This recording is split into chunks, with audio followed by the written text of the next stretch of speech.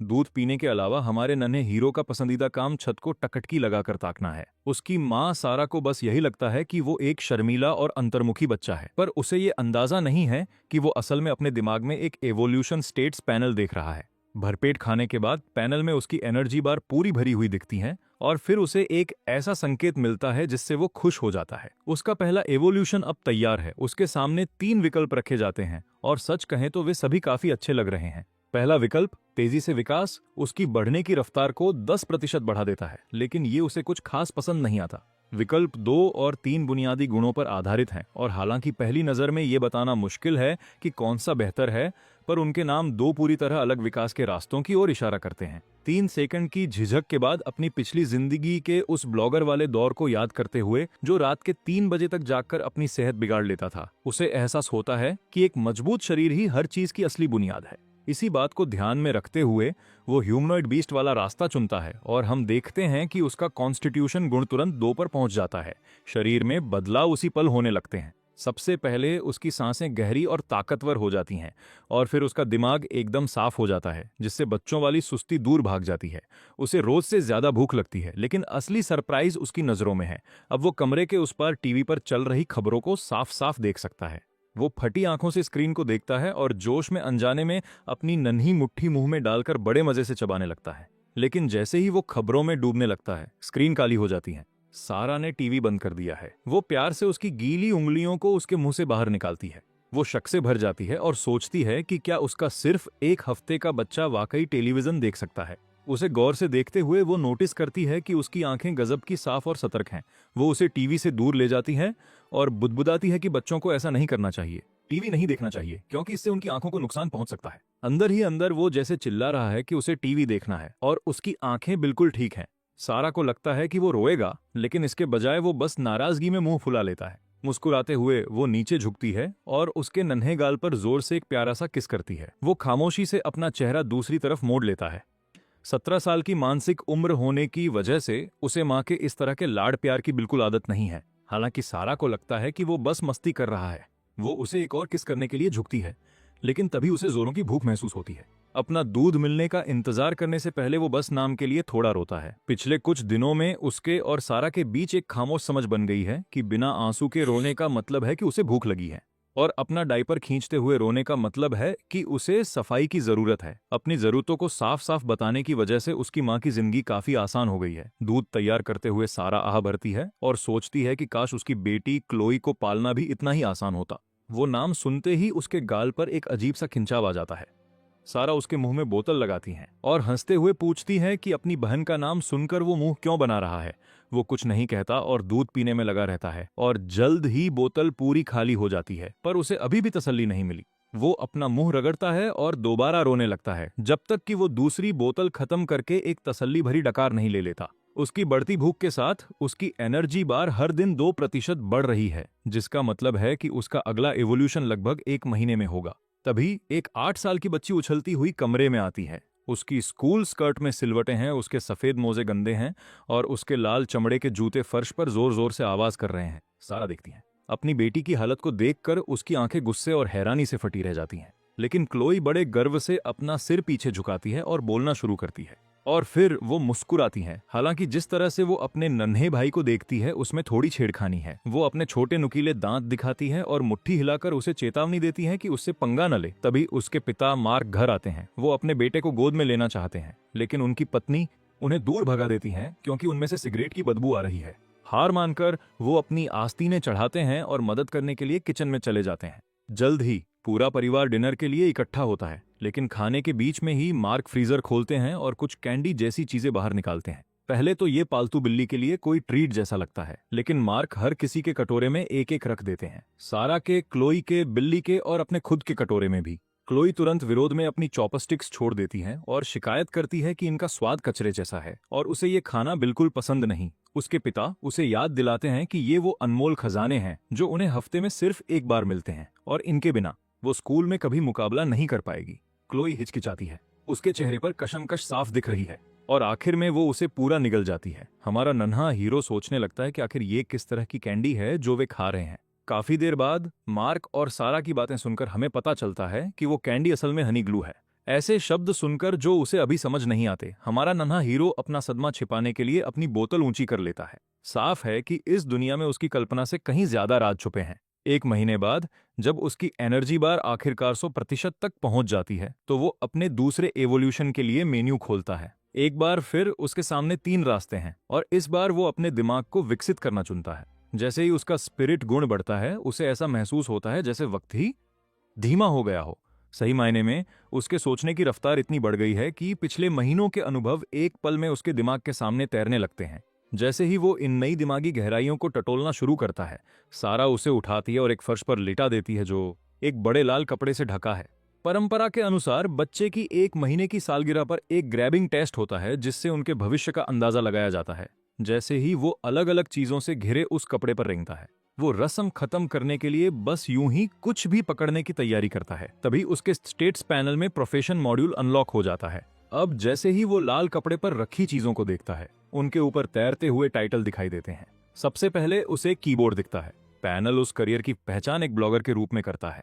ये देखते हुए कि इसमें कमाई कम है, अचानक मौत का खतरा ज्यादा है और फैंस हमेशा अपडेट्स मांगते रहते हैं, वो तुरंत कीबोर्ड को दूर धकेल देता है और बाकी विकल्पों को देखता है जिनमें से कुछ तो बहुत ही खतरनाक लग रहे हैं। वो कुछ बेहतर ढूंढने के लिए रेंगता रहता है, जब तक कि उसकी नजर 3 खास चीजों पर नहीं ठहरती। स्नाइपर, एक्सप्लोरर और मार्शल आर्टिस्ट के प्रोफेशन उसके सामने आ जाते हैं। अपने ह्यूमनॉइड बीस्ट वाले रास्ते को ध्यान में रखते हुए उसे एहसास होता है कि केवल एक मार्शल आर्टिस्ट बनकर ही वो अपनी शारीरिक बनावट का पूरा फायदा उठा सकता है और अपनी असली क्षमता तक पहुंच सकता है।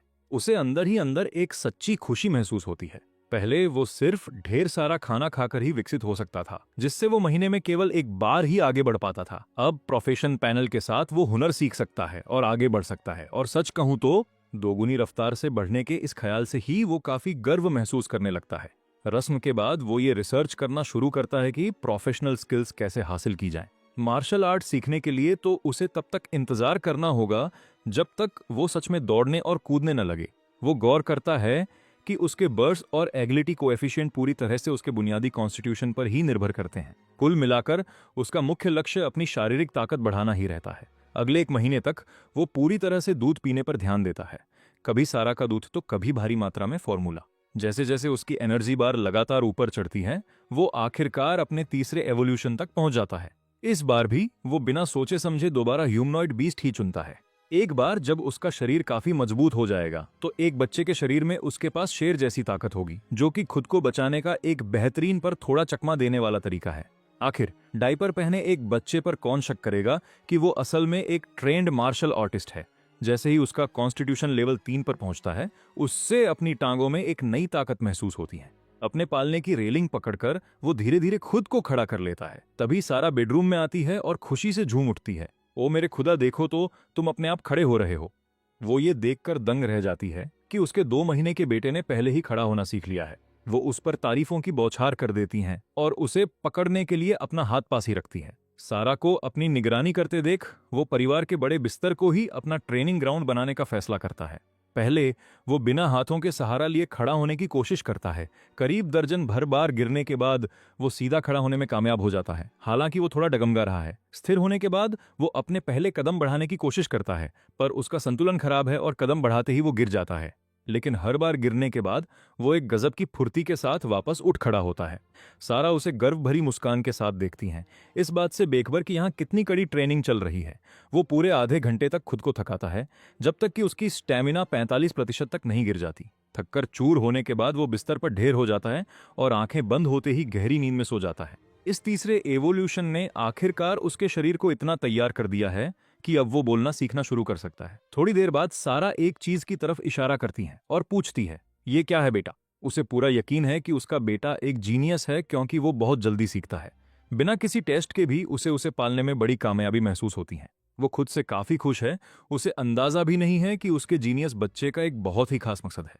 जब वो उसे स्टडी रूम में ले जाती हैं, तो वो और भी ज्यादा खुश हो जाता है। चूंकि उसकी हलचल अभी कम है, इसलिए प्रोफेशनल स्किल्स हासिल करने का एकमात्र तरीका खुद से पढ़ाई करना ही है। हालांकि सारा फोन, कंप्यूटर और टीवी पर कड़ी नजर रखती है, इसलिए उसके पास छानबीन के लिए सिर्फ किताबों वाली अलमारियां ही बचती हैं। वो फटी आंखों से अलमारियों को देखता है, जब तक कि उसे वही नहीं मिल जाता जिसकी उसे तलाश थी। हाथ बढ़ाकर वो बेसिक्स ऑफ सांडा कॉम्बैट नाम की एक किताब की ओर इशारा करता है और धीरे से सावधानी के साथ एक प्यारी सी हंसी हंसता है। हमारा नन्हा हीरो खुशी से खिलखिला उठता है। हालांकि सारा को समझ नहीं आता कि उसके इतने छोटे बेटे को सांडा कॉम्बैट की किताब क्यों चाहिए, फिर भी वो मुस्कुराती है और वो किताब उसे दे देती है। वो उसे लेता है और तुरंत पलट कर खोल देता है। वो ध्यान से पढ़ता है, बुनियादी फुटवर्क और हमला करने के तरीकों को अच्छी तरह समझने की कोशिश करता है। चित्रों को देखते हुए उसे भरोसा होता है कि वो इनमें से ज्यादातर मूव्स की नकल कर सकता है, कम से कम अपने दिमाग में तो जरूर। आखिरकार उसका प्रोफेशन पैनल बदल जाता है। बेसिक बॉक्सिंग का अनुभव एक पॉइंट बढ़ते देख वो बेहद रोमांचित हो जाता है, क्योंकि इससे पक्का हो गया कि वो वाकई खुद से स्किल्स सीख सकता है। वो नए जोश के साथ हवा में मुक्के चलाने लगता है, जब तक कि उसकी स्टेमिना 35% तक नहीं पहुंच जाती। उसकी आंखों के सामने अंधेरा छा जाता है और वो तुरंत बिस्तर पर ही सो जाता है। जब रात के 10 बजे उसकी आंख खुलती है तो उसे बहुत जोर की भूख लगी होती है। जरूरत से ज्यादा ट्रेनिंग की वजह से वो 3 पूरी बोतलें गटक जाता है और फिर एक तसल्ली भरी डकार लेता है। पहले तो सारा को लगा था कि अच्छी बात है कि उसके बेटे को इतनी अच्छी भूख लगती है, लेकिन सिर्फ 2 दिनों में उसे दूध का पूरा डिब्बा खत्म करते देख उसे घर के बढ़ते खर्चों की चिंता होने लगती है। वो ज्यादा कमाई के लिए एक्स्ट्रा क्लास लेने वापस स्कूल जाने की बात करती है। हमारा हीरो नासमझ बनने का नाटक करता है, पर अंदर ही अंदर उसे फिक्र होने लगती है, क्योंकि जैसे जैसे वो विकसित होगा उसका खाना भी बढ़ेगा। अगर परिवार इसका खर्च नहीं उठा पाया तो क्या होगा। उसे एहसास होता है कि एक 3 महीने के बच्चे के लिए आर्थिक संकट सुलझाना अभी थोड़ा जल्दी होगा। वो अगले महीने तक इंतजार करने का फैसला करता है, जब वो अपनी माँ के साथ स्कूल जा पाएगा। शायद उसे वहां कोई हल मिल जाए। अभी के लिए उसे बस बड़े होने की जरूरत है। 4 तारीख की शाम को पूरा परिवार डिनर के लिए इकट्ठा होता है। उसके पिता मार्कस एक अच्छी खबर लाते हैं। स्कूल उनका ट्रांसफर ऑनर्स ट्रैक में कर रहा है। ऑनर्स टीचर बनने का मतलब है ज्यादा सैलरी और एक बहुत ही शानदार प्रोफेशनल भविष्य। मार्कस एक बियर खोलते हैं और जश्न में गिलास उठाते हैं। ये परिवार के लिए वाकई खुशी का पल है। तभी सारा अपना फैसला बताती है कि वो भी खर्चों में मदद करने के लिए जल्दी काम पर लौट रही है। सारा के हिसाब किताब देखने के बाद मार्कस हिचकिचाते हुए मान जाते हैं। फिर वो जिक्र करते हैं कि शायद वो जियोलॉजिकल ब्यूरो में भी अप्लाई करेंगे ताकि देख सकें कि क्या उनकी किस्मत चमकती है, और उन्हें एक ओल्ड वर्ल्ड पास मिल जाता है।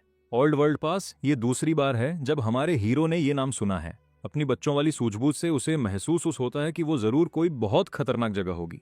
इस बीच उसकी बड़ी बहन क्लोई बड़ों की बातें सुनकर मुंह बना रही है। वो मन ही मन स्थिति का अंदाजा लगाती है, क्योंकि उसका छोटा भाई इतना ज्यादा खाता है, उसके पास पॉकेट मनी के लिए कुछ नहीं बचेगा। वो उसे गुस्से से घूरती है और पूछती है कि इतने दूध का क्या फायदा अगर उसे सिर्फ बाहर ही निकालना है। वो नासमझ बनने का नाटक करता है और उसे बस एक बेवकूफी भरी हंसी दे देता है।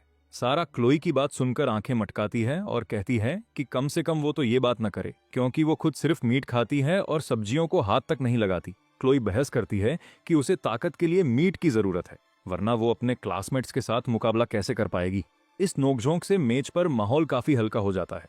एक हफ्ते बाद सांडा बेसिक्स की प्रैक्टिस करने के बाद हमारे हीरो को आखिरकार मुकाबला करने के लिए एक पार्टनर मिल जाता है। उसका मुकाबला घर की बिल्ली कुकी के साथ है। जब से उसने अपनी ट्रेनिंग शुरू की है, कुकी किनारे से उसे गौर से देख रही है। अजीब बात है कि जब से उसके दूसरे एवोल्यूशन ने उसका माइंड गुण बढ़ाया है, उसे समझ आने लगा है कि पालतू जानवर क्या कह रहे हैं। कुकी कुछ बार म्याऊं करती हैं और वो उसे पूरी तरह समझ जाता है।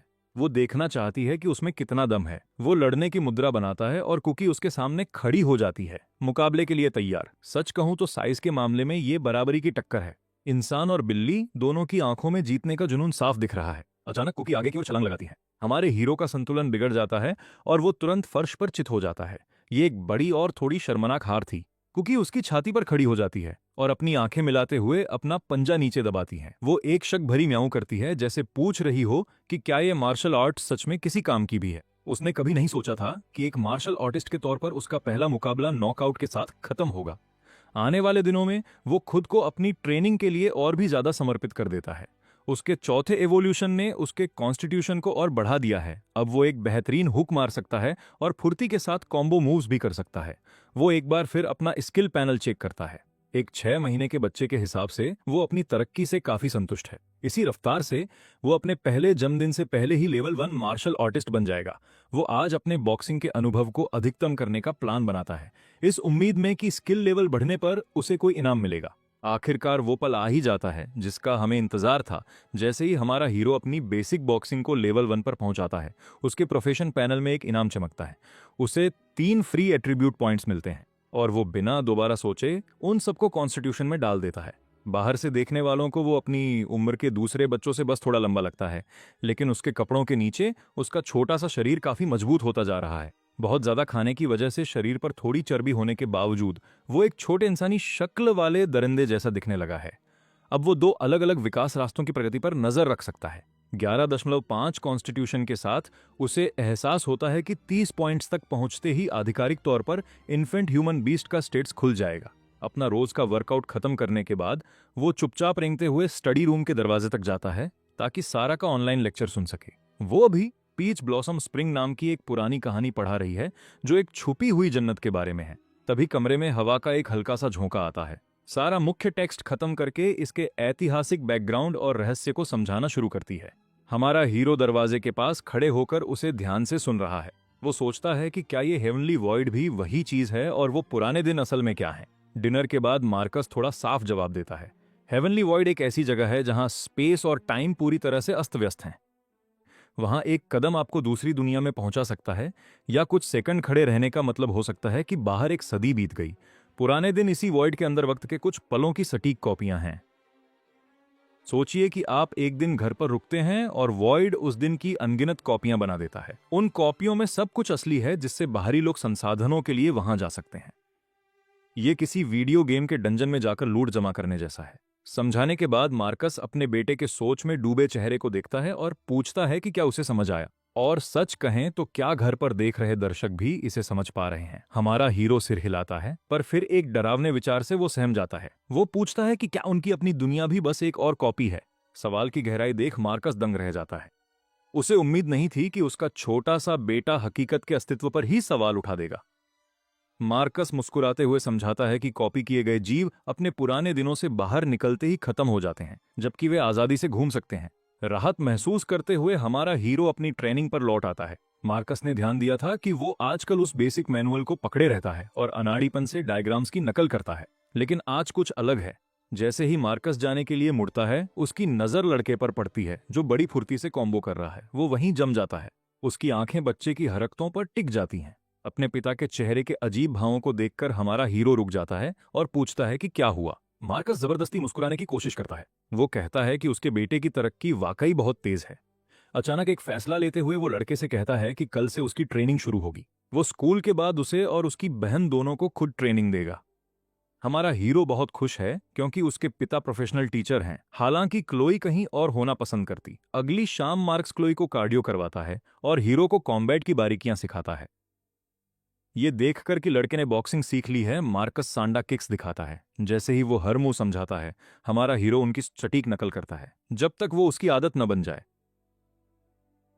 अचानक एक नोटिफिकेशन आता है और उसे खुशी होती है कि उसका फाइनल मॉड्यूल एक्टिवेट हो गया है। वो टैलेंट सिमुलेशन का टेस्ट करता है। उसकी पुतलियां सिकुड़ती हैं और नजर तेज हो जाती हैं। उसकी आंखें एक हाई डेफिनेशन कैमरे की तरह मार्कस के हर प्रदर्शन को रिकॉर्ड कर लेती हैं। खुद को देखकर और सुधार करके उसकी फॉर्म एकदम बेहतरीन हो जाती है। मार्कस अपने बेटे के प्रदर्शन में उस अजीब बदलाव को नोटिस करने लगता है। अब उसे लड़के के पोस्चर को सुधारने की जरूरत नहीं, क्योंकि वो बेमिसाल हो गया है। अपने जीनियस बेटे को देखकर मार्कस धीरे से आभरता है। वो और सारा बस एक शांत बच्चा चाहते थे, ऊर्जा से भरी क्लोई जैसा नहीं। इसके बजाय उन्होंने एक विलक्षण प्रतिभा वाला बच्चा पाला है। 1 महीने में उसकी दृष्टि विकसित हुई और 2 महीने में वो चलने लगा। कौन जानता है कि आगे चलकर वो क्या करेगा। महज 3 महीने की उम्र में वो दौड़ने कूदने लगा है और उसने खुद ही सांडा भी सीख ली है। मार्कस नेशनल प्रोडिजी के लिए मिलने वाली $1 करोड़ की सरकारी सब्सिडी देखकर थोड़ा महत्वाकांक्षी महसूस करने लगता है। इनाम का पता चलने पर हीरो पिता से नाम लिखवाने को कहता है। वे ऑनलाइन आवेदन करते हैं, पर अधिकारी उसे खारिज कर देते हैं क्योंकि उसकी उम्र अभी 2 साल से कम है। मार्कस उसे दबाव न लेने को कहता है क्योंकि इन प्लान्स के स्टैंडर्ड बहुत ऊंचे हैं, पर हीरो हार नहीं मानता और 5 टेराबाइट स्टडी मटेरियल से दिन भर एक्सपीरियंस जुटाता है।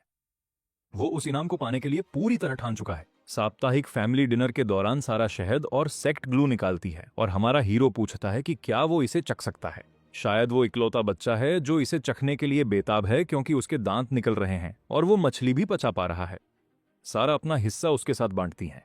जैसा क्लोई ने कहा था, इसकी महक काफी अजीब है, जैसे कि किसी अस्तबल की गंध हो, खासकर गर्म पानी में घोलने पर।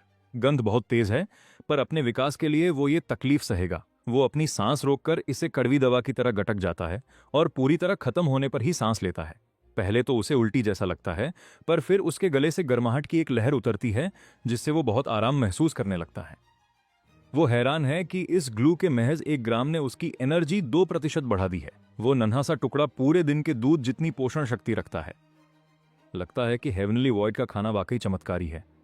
फुटवर्क और किकिंग तकनीकों पर 2 हफ्ते ध्यान देने के बाद वो 6 और एट्रीब्यूट पॉइंट्स हासिल कर लेता है। इस बार वो सब कुछ कॉन्स्टिट्यूशन में नहीं डालने का फैसला करता है। उसे याद आता है कि सिमुलेशन स्टेट के असर को सुधारने के लिए उसे अपने स्पिरिट एट्रीब्यूट को बढ़ाना होगा। वो 6 पॉइंट स्पिरिट में डाल देता है और अचानक ऐसा लगता है जैसे उसके सिर पर बर्फ के ठंडे पानी की बाल्टी उड़ेल दी गई हो। उसके सिर में एक ठंडी सनसनी फैलती है और फिर तेज झुनझुनी होती है। सिर फटने वाले दर्द के बाद जब वो आंखें खोलता है तो दुनिया बहुत साफ नजर आती है। अपनी नई सीमाओं को आजमाने के लिए वो सिमुलेशन स्टेट एक्टिवेट करके अपनी बिल्ली मास्टर जिंजर की नकल करता है।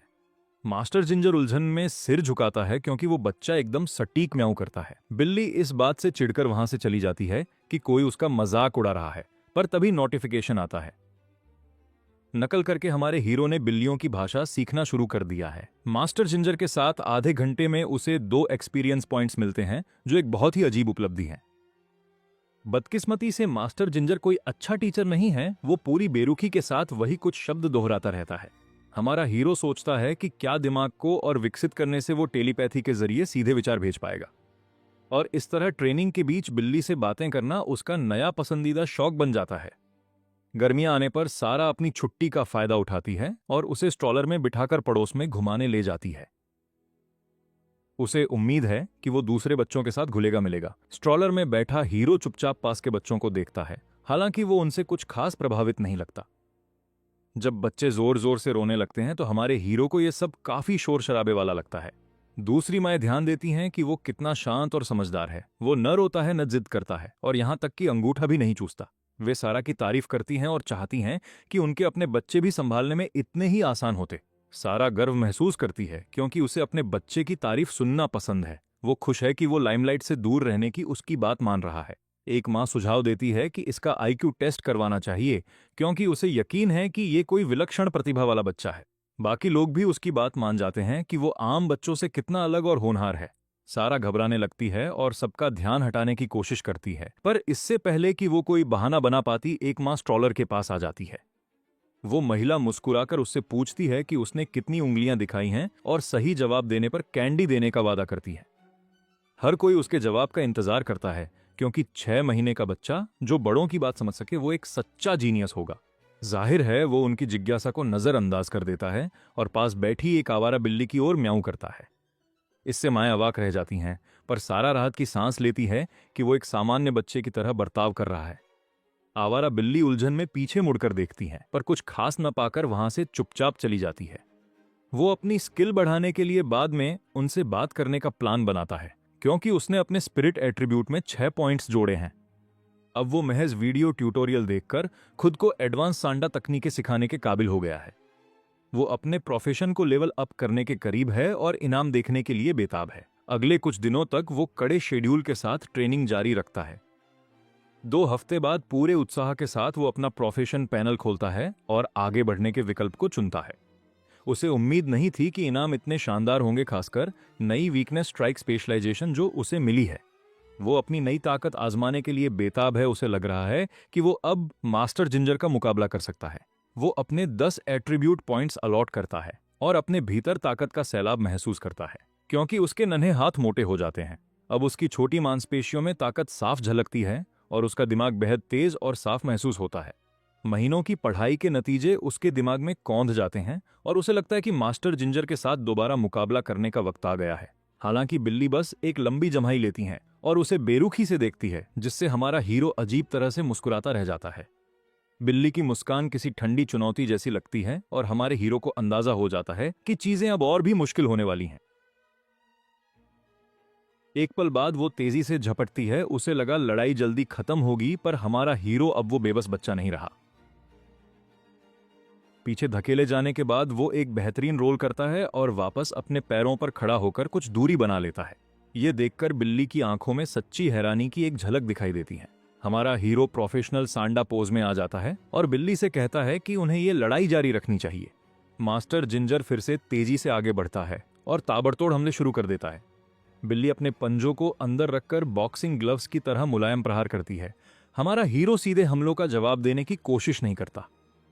इसके बजाय वो चारों ओर घूमने के लिए अपने फुटवर्क का इस्तेमाल करता है और जवाबी हमले के मौके की तलाश करता है। ऊपर से लगता है कि बिल्ली का पलड़ा भारी है, पर जैसे ही वो लड़ाई खत्म करने को हवा में उछलती है, हीरो वीकनेस स्ट्राइक एक्टिवेट कर देता है। वो सीधे बिल्ली के पेट की ओर एक बिजली जैसी तेज हाई किक मारता है। मास्टर जिंजर हवा में ही शरीर को मोड़कर हमले से बचते हुए सोफे पर जा गिरता है। वो सदमे में है कि एक बच्चे ने उसे पीछे धकेल दिया। थका हुआ हमारा हीरो सोफे पर बैठ जाता है और जोर जोर से हाँफने लगता है। मुकाबला महज कुछ मिनट चला, पर इसने उसे पूरी तरह थका दिया। फिर भी उस लड़ाई का अनुभव 1 घंटे की कड़ी ट्रेनिंग से कहीं ज्यादा कीमती था। वो मास्टर जिंजर को एक नए सम्मान के साथ देखता है। वो बिल्ली से भविष्य में फिर से मुकाबले के लिए पूछता है और मास्टर जिंजर उसकी काबिलियत को पहचानते हुए अपनी सहमति दे देता है। हमारा हीरो बिल्ली के पास जाता है और आभार जताने के लिए अपना सिर झुकाता है। वक्त गुजरता है और जब वो 9 महीने का होता है तो उसकी लंबाई 87 सेंटीमीटर तक बढ़ चुकी होती है। वो 2 साल के बच्चे जैसा दिखता है और शारीरिक क्षमता के मामले में वो एक स्वस्थ किशोर के स्तर तक पहुंच चुका है। इस दुनिया में माता पिता विकास के लिए जुनूनी हैं और सप्लीमेंट्स की बदौलत कई बच्चे बहुत तेजी से बढ़ते हैं, जिससे उसे दूसरों के बीच घुलने मिलने में मदद मिलती है। दोनों बच्चे बेडरूम का दरवाजा बंद कर देते हैं और क्लोई शरारती अंदाज में मुस्कुराती है। वो उसे याद दिलाती है कि चोट लगने पर उसे रोने या मां को बताने की इजाजत नहीं है। वो अपना वादा निभाने का वचन देता है और तुरंत अपना बायां पैर आगे बढ़ाते हुए हमला करता है। पहले तो क्लोई उसे गंभीरता से नहीं लेती, पर वो फुर्ती से उसके वार से बचकर उसका पैर मजबूती से पकड़ लेता है। वो नीचे झुककर अपना सिर उसके पेट में दे मारता है। क्लोई अपना संतुलन खोकर बिस्तर पर गिर पड़ती है और फटी हुई आंखों से उसे देखने लगती है। गिरने से उसे चोट तो नहीं लगी, पर उसे जो सदमा लगा वो बहुत गहरा था। ये बिल्कुल नामुमकिन था। उसके भाई को पैदा हुए अभी 1 साल भी नहीं हुआ था और वो इस अनहोनी के लिए कोई तर्क ढूंढने की कोशिश करती है। जल्द ही उसे एहसास होता है कि किसी ने भी उसे पैदा होते नहीं देखा था। उसके लिए बस एक ही तर्कपूर्ण नतीजा बचता है। वो चिल्लाती हुई भागती है कि सारा को ठगा गया है और ये बच्चा उसका सगा भाई नहीं है। वो लिविंग रूम में मां को ढूंढते हुए ये खबर सुनाती है। वो सारा को चेतावनी देती है कि वो धरती तबाह करने आया एक एलियन है। हीरो बस एक मुस्कान के साथ वहां बैठा तमाशा शुरू होने का इंतजार करता है। 5 मिनट बाद सारा अपना सबक खत्म करके एक बहुत ही अलग इरादे के साथ बाहर आती है। सबसे पहले वो क्लोई को कान से पकड़कर डांटती है और धमकी देती है कि क्लास में खलल डाला तो डिनर से मीट काट देगी। क्लोई गुस्से में अपना कान मलती है। उसे यकीन है कि उसकी मां किसी फिल्म के साइड कैरेक्टर की तरह मारी जाएगी, क्योंकि उसने हीरो पर यकीन नहीं किया। जब सारा रयान को ये कहानी बताती है तो इससे भाई बहनों के बीच एक और मुकाबला शुरू हो जाता है। इस बार क्लोई अपनी पूरी जान लगा देती हैं ताकि इस एलियन को उसका असली और भयानक रूप दिखाने पर मजबूर कर सके। हमारा हीरो शांत रहकर उसके वारों को रोकता है और उसकी हरकतों में कमजोरी की तलाश करता है। ये कड़ा मुकाबला उसका एक्सपीरियंस बहुत तेज रफ्तार से बढ़ा रहा है। काफी स्टडी मटेरियल समझने के बाद वो अब एक मजे हुए खिलाड़ी जैसा दिखता है। वो अच्छी तरह समझता है कि असली लड़ाई में कैसे बचना और जवाब देना है। दूसरी ओर क्लोई सांडा सीखने के बावजूद प्रैक्टिस में हमेशा आलसी रही है। नतीजा ये होता है कि वो एक बार फिर से पटक दी जाती है। वो दर्द और गुस्से भरे चेहरे के साथ जमीन पर गिरती है। उसके चेहरे पर हताशा और शारीरिक तकलीफ साफ झलक रही है। हाँफते हुए वो खाली नजरों से छत को देखती है और कहती है कि एलियंस दुनिया पर कब्जा कर रहे हैं। हीरो की तरक्की रेयान की उम्मीदों से कहीं आगे निकल गई है। लगता है कि वो अब जीनियस ट्रेनिंग प्रोग्राम की दहलीज के बहुत करीब पहुंच चुका है। रेयान बच्चों के पूरे पोषण के लिए मीट के 2 एक्स्ट्रा व्यंजन तैयार करता है। छुट्टियों के अगले 2 महीनों के दौरान क्लोई आधिकारिक तौर पर उसकी सबसे बेहतरीन ट्रेनिंग पार्टनर बन जाती है। वो अपने भाई को हराने के लिए पागल है ताकि वो उसका असली रूप देख सके। वो भी उसकी चुनौतियों को खुशी खुशी स्वीकार कर लेता है। उसकी नकल करने की क्षमता की वजह से उसका अभ्यास बहुत असरदार हो गया है और देखते ही देखते अक्टूबर का महीना आ जाता है। इस दुनिया में दोबारा जन्म लेने के बाद ये उसका सबसे पहला जन्मदिन है। डिनर टेबल पर उसके माता पिता तालियां बजाकर जन्मदिन का गाना गाते हैं और सारा के उकसाने पर क्लोई भी उनके सुर में सुर मिलाती है। हमारा हीरो अपनी कुर्सी पर बैठा दूध की बोतल को वाइन ग्लास की तरह पकड़कर एक ही बार में गटक जाता है। मोमबत्तियां बुझाने से पहले वो आंखें बंद करके दुआ मांगता है। तोहफों की बारी आने पर क्लोई अपनी पॉकेट मनी से उसके लिए एलियन फिल्मों की एक तस्वीरों वाली किताब खरीदती है। वो एलियन के घोंसले की तस्वीर की तरफ इशारा करके धीरे से पूछती हैं कि क्या वो विकसित हो गया है। सच कहें तो उसकी ये जिद वाकई काबिले तारीफ है। फिर डैड की बारी आती है। रयान उसे एक छोटी नीली बोतल देता है जो कैल्शियम की दवा जैसी दिखती है, लेकिन उसके लेबल पर टियर 1 प्यूरिफाइड न्यूट्रिएंट सॉल्यूशन लिखा है। रयान मुस्कुराते हुए बताता है कि शरीर इसे आम कीड़ों वाली शहद की गोंद के मुकाबले ज्यादा आसानी से सोख सकता है। सबका शुक्रिया अदा करने के बाद वो अपना स्टेटस चेक करता है और उसे एहसास होता है कि उसने आखिरकार एक बहुत बड़ा मुकाम हासिल कर लिया है। उसकी पहली बड़ी उपलब्धि अनलॉक हो गई है।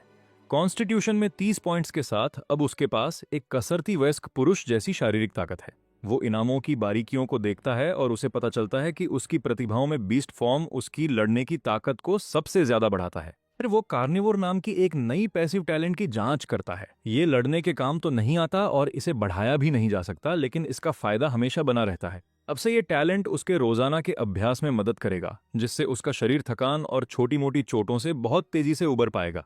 इनाम मिलने के बाद वो अपने अगले लक्ष्य की ओर देखता है। अगर 30 पॉइंट्स का मतलब एक स्वस्थ वयस्क है, तो 100 पॉइंट्स इंसान की शारीरिक क्षमता की आखिरी हद होगी। वो सोचता है कि उस हद के पार क्या होगा, शायद एक ऐसा रूप जो इंसानियत से कोसों आगे हो। ट्रांसेंडेंट शब्द उसके दिमाग में कौंधता है और उसे एक नए मकसद से भर देता है। अपनी पहली रुकावट को पार करने के बाद उसे लगता है कि दूसरी मंजिल भी अब ज्यादा दूर नहीं है। उसी रात वो अपनी नई सीमाओं को परखना शुरू कर देता है। वो अपनी बदली हुई शारीरिक ताकत की जांच करता है और उसके पिता रयान सब कुछ फोन पर रिकॉर्ड करते हैं। चाहे ताकत हो, लंबी कूद हो या 100 मीटर की दौड़, उसके नतीजे जीनियस प्रोग्राम की उम्मीदों से कहीं ज्यादा हैं। यकीन करना मुश्किल है, पर महज 1 साल की उम्र में उसने इस प्रोग्राम की हर शर्त को पूरा कर लिया है। रयान बिना वक्त गंवाए आवेदन भेज देते हैं और सारा को बुलाकर ये खुशखबरी सुनाते हैं। पूरा परिवार जवाब का इंतजार कर रहा है और उन्हें लगता है कि दफ्तर आज के लिए बंद हो चुका होगा। तभी अचानक दरवाजे पर दस्तक होती है। ये रजिस्ट्रेशन ऑफिस का एक कर्मचारी है। उसी पल ईमेल पर एक सूचना आती है जो पुष्टि करती है कि एक अधिकारी पहुंच चुका है। वो उस आदमी के पहचान पत्र और काम की रफ्तार देखकर हैरान रह जाते हैं। रयान आखिरकार उसे अंदर आने की इजाजत दे देता है। आने वाला शख्स एडवांस टैलेंट कल्टीवेशन विभाग का डिप्टी डायरेक्टर है।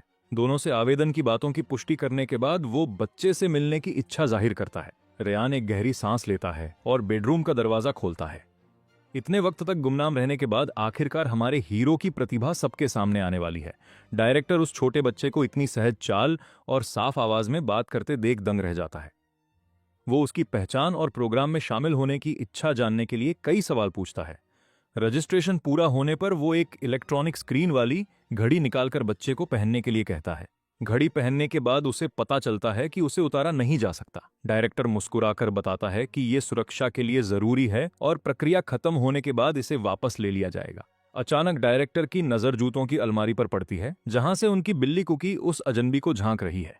वो माता पिता को याद दिलाता है कि चूंकि बच्चा बिल्लियों से बात कर सकता है, इसलिए ये पालतू जीव भी इस टेस्ट में हिस्सा ले सकता है। ऐसा लगता है कि अब बिल्ली को भी इस प्रक्रिया में शामिल होना पड़ेगा। जब आधिकारिक चयन का समय आता है तो हम परिवार को उस केंद्र में जाते हुए देखते हैं। काफी रात हो चुकी है और सबको सो जाना चाहिए था, लेकिन लॉबी में 2 छोटे बच्चे एक दूसरे के सामने खड़े हैं। उनमें से एक हाथ में पानी की बोतल लिए गर्व से शेखी बघारता है कि वो 5 मीटर की दूरी तक पेशाब कर सकता है। दूसरा भी पीछे नहीं रहता और अपनी नाक की गंदगी को वापस मुंह में खींचते हुए पूछता है कि क्या पहला लड़का उसकी तरह अपना नाक वाला नाश्ता खाने का हुनर दिखा सकता है। साफ तौर पर यह ऊंचे दर्जे की बातचीत है। जैसे ही ये दोनों जीनियस अपना हुनर दिखाते हैं, उनकी नजर बड़ों पर पड़ती है और वो तुरंत भागने की कोशिश करते हैं। डायरेक्टर उन्हें रोककर पूछता है कि उनके इंचार्ज डॉक्टर मिलर कहाँ गए हैं। जवाब देने से पहले ही बच्चे गायब हो जाते हैं। हमारा हीरो अपने आसपास का जायजा लेता है। बाहर से ये एक मिलिट्री बेस जैसा है, पर अंदर से ये जीनियस बच्चों के लिए बनाया गया एक आधुनिक ठिकाना है जहां वो सुरक्षित रह सकें। जैसे ही डायरेक्टर अपना फोन निकालता है, सुनहरे चश्मे वाली एक जवान औरत कुछ दस्तावेज लिए उनके पास आती है। डायरेक्टर को देखते ही वो उसका स्वागत करती है और कहती है कि उनके प्रांत से एक बहुत बड़ा सरप्राइज आया है। इस प्रोग्राम के 15 साल के इतिहास में ये पहली बार है जब किसी 1 साल के बच्चे ने आवेदन किया है। डायरेक्टर उससे हाथ मिलाते हुए उसे डॉक्टर मिलर कहता है और मानता है कि ये बच्चा वाकई बहुत खास है। डॉक्टर मिलर हमारे हीरो को ध्यान से देखने का वादा करती है। वो ऊपर देखता है और उसे सीने पर लगे बैच को पढ़ता है जिस पर लिखा है कि वो ट्रांसेंडॉन इंस्टीट्यूट की रिसर्चर है। सारा से थोड़ी बात करने के बाद डॉक्टर मिलर बच्चे से पूछती है कि क्या उसे कुछ चाहिए। उसे बैच की तरफ घूरते देख वो मजाक में पूछती है कि क्या उसे भूख लगी है और वो दूध ढूंढ रहा है। जो बदकिस्मती से उसके पास नहीं है। वो सपाट अंदाज में जवाब देता है कि वो ठोस खाना खाने के काबिल हो चुका है। वो उसे गोद में उठाकर उसके गाल खींचती है। उसे बच्चा बहुत प्यारा लगता है और वो मुस्कुराते हुए सारा की तरफ मुड़ती है। डॉक्टर मिलर उसे चूमने की इजाजत मांगती है और सारा तुरंत मान जाती है। लेकिन हमारा हीरो लिपस्टिक के उन निशानों से बचने के लिए बिल्कुल भी तैयार नहीं है। ढेर सारे प्यार के बाद उसका चेहरा लार से भर जाता है। डॉक्टर मिलर परिवार को उनके कमरे तक ले जाती है। ये एक पूरी तरह सुसज्जित अपार्टमेंट है जो घर जैसा लगता है, जहां वो उन्हें सुबह तक आराम करने के लिए छोड़ देती है। सामान रखने के बाद अचानक दरवाजे पर दस्तक होती है और वहां करीब 30 बच्चों की भीड़ खड़ी है। वो सब उस एक साल के मशहूर अजूबे की झलक देखने आए हैं जिसके बारे में उन्होंने सुना था। रयान मुस्कुराते हुए एक तरफ हट जाता है और अपने बेटे को उसके नए प्रतिद्वंद्वियों से मिलने के लिए कहता है। हमारा हीरो भीड़ को देखता है और सोचता है कि आखिर ये बच्चे इतनी रात को अब तक सोए क्यों नहीं। पता चलता है कि वही पहले वाले 2 लड़कों ने, यानी दूर तक पेशाब करने वाले और नाक साफ करने वाले ने सबको जगा दिया है। उसे इतना छोटा देखकर पूरा ग्रुप उस पर निजी सवालों की बौछार कर देता है। वो पूछते हैं कि क्या वो डायपर पहनता है और क्या वो मम्मी के लिए रोएगा अगर उन्होंने उसे मारा। उस आखिरी सवाल पर हमारा हीरो एक रहस्यमयी मुस्कान देता है। उन्हें जल्द ही जवाब मिल जाएगा। अगली सुबह मेडिकल जांच का सिलसिला शुरू होता है जिसमें खून के टेस्ट से लेकर बालों के नमूने तक लिए जाते हैं। इसके बाद डॉक्टर मिलर के कहे अनुसार वो अपनी घड़ी चालू करता है जिस पर उसके संभावित स्कोर की सूचना आती है। डॉक्टर मिलर समझाती है कि ये स्कोर ही चयन का मुख्य आधार है जो उसके हर एक काम पर नजर रखेगा। वो सिर हिलाकर अपनी सहमति देता है और अब वो आधिकारिक तौर पर इस प्रोग्राम का हिस्सा है। बेस पर अभी 126 उम्मीदवार हैं। जैसे ही वो अस्पताल से बाहर निकलता है उसकी घड़ी बजती है। उसे अपना पहला पॉइंट मिल गया है, हालांकि स्कोर देने का तरीका अब भी एक राज है। डॉक्टर मिलर उसे ज्यादा न सोचने और सामान्य रूप से रहने की सलाह देती है। वो मान जाता है और सोचता है कि उसका खाना, सोना और परेशानियों को झेलना ही काफी होगा। वो अपनी रोजाना की जिंदगी को खुद बोलने देता है, पर घड़ी फिर से नए शेड्यूल के साथ बजती है। उसे शारीरिक टेस्ट की उम्मीद थी, पर उसकी पहली चुनौती एक क्लासरूम लेक्चर है। विषय है मानसिक कल्टीवेशन, जिसे वो काफी दिलचस्प पाता है। एक छोटे से क्लासरूम में सफेद बालों वाला इंस्ट्रक्टर 4 छात्रों को मानसिक प्रशिक्षण की बुनियादी बातें समझाना शुरू करता है। उसके तीनों सहपाठी वही लड़के हैं जो रात को आए थे और वो पूरे समय उसे चिढ़ाते रहते हैं। उन्हें शक है कि इतना छोटा बच्चा टीचर की बातें समझ भी पाएगा। इंस्ट्रक्टर उन पर ध्यान नहीं देता और बताता है कि बुनियादी तरीके में ध्यान लगाने के साथ एक खास सीरम दिया जाता है। इससे मन शरीर से आजाद होकर उच्च आयामों में सफर कर सकता है।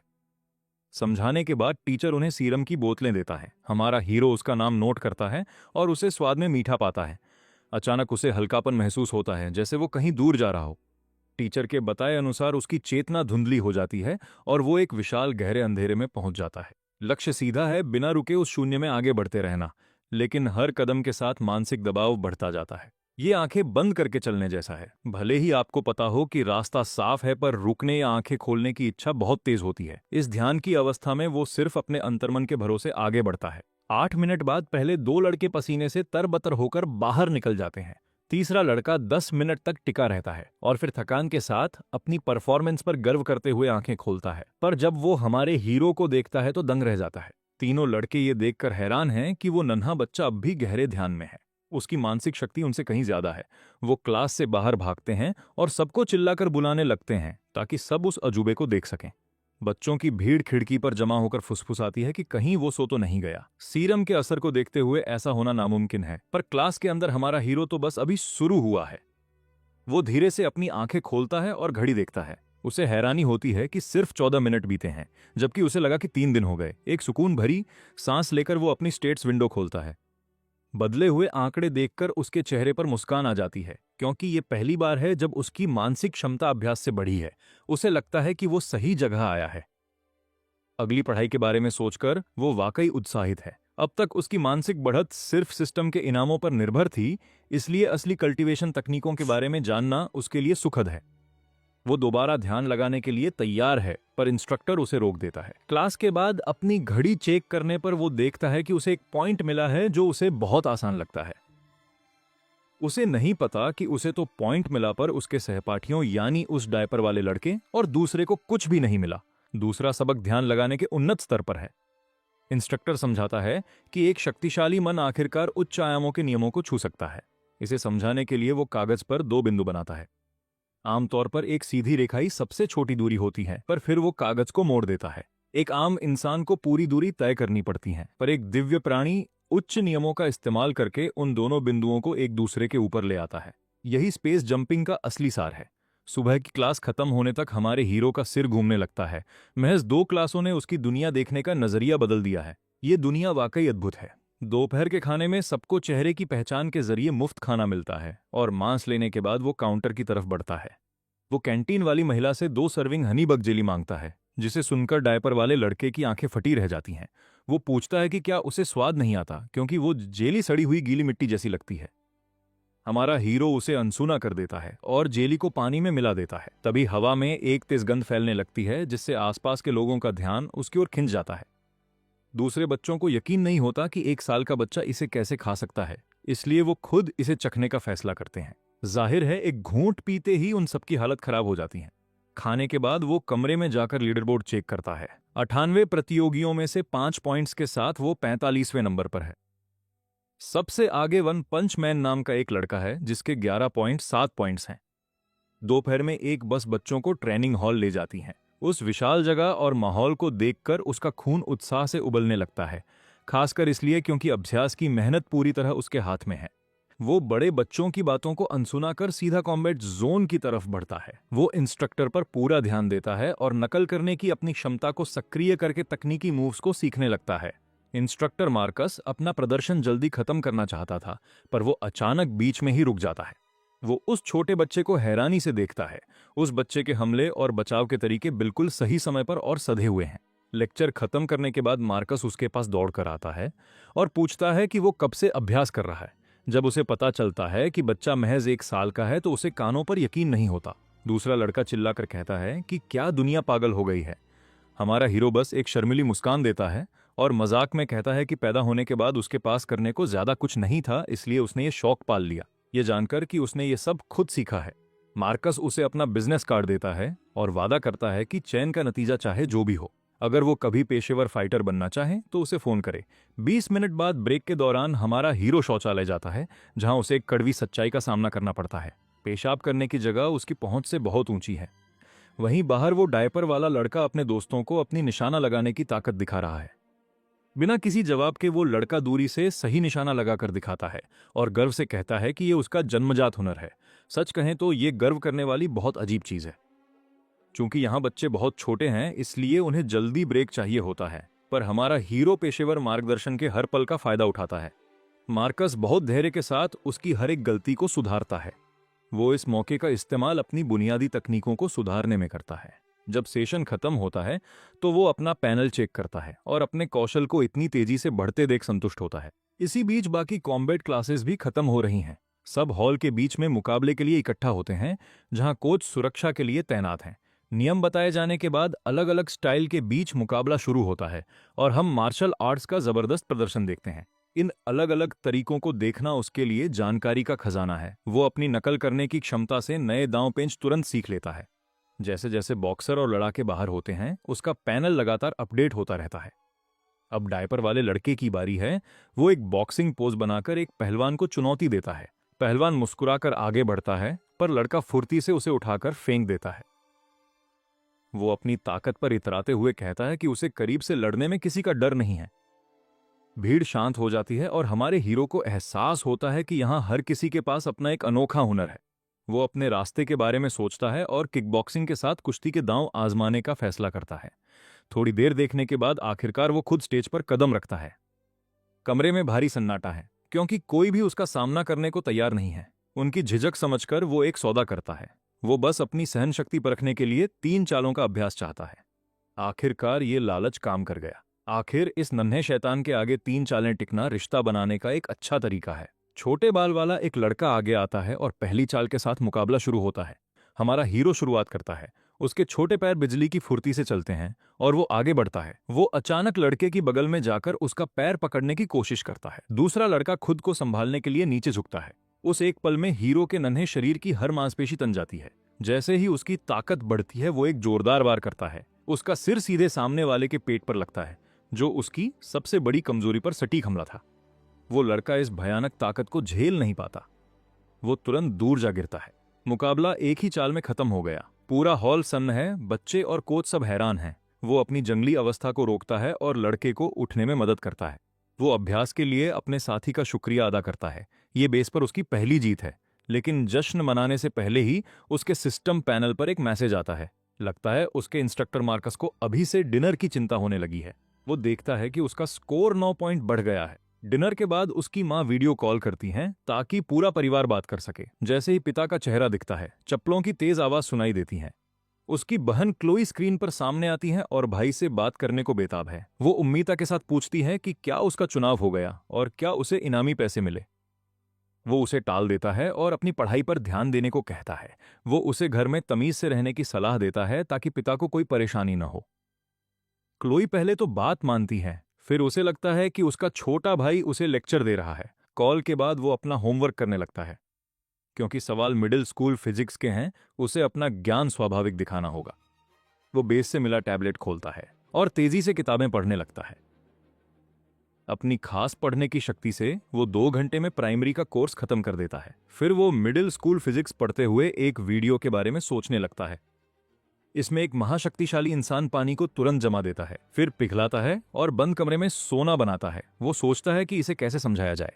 फिजिक्स की सारी किताबें पढ़ने के बाद वो ध्यान लगाने के लिए अपनी 27.1 की मानसिक शक्ति का इस्तेमाल करता है। वो तापमान और गर्मी जैसे कॉन्सेप्ट्स को आसानी से समझ लेता है, लेकिन आम फिजिक्स की जगह वो एक नई थ्योरी बनाने के लिए ऊंचे आयामों के नियमों को जोड़ता है। वो अपनी रिसर्च पुराने इंस्ट्रक्टर जैकब को भेजता है और उसे तुरंत अच्छा जवाब मिलता है। अचानक बेस ऐप पर एक मैसेज आता है। पुराने टॉपर 1 पंचमैन, जिसका औसत 11.7 था, उसे हमारे हीरो ने पीछे छोड़ दिया है, जिसका औसत 19 है। ये देखते ही कमेंट सेक्शन में बहस छिड़ जाती है।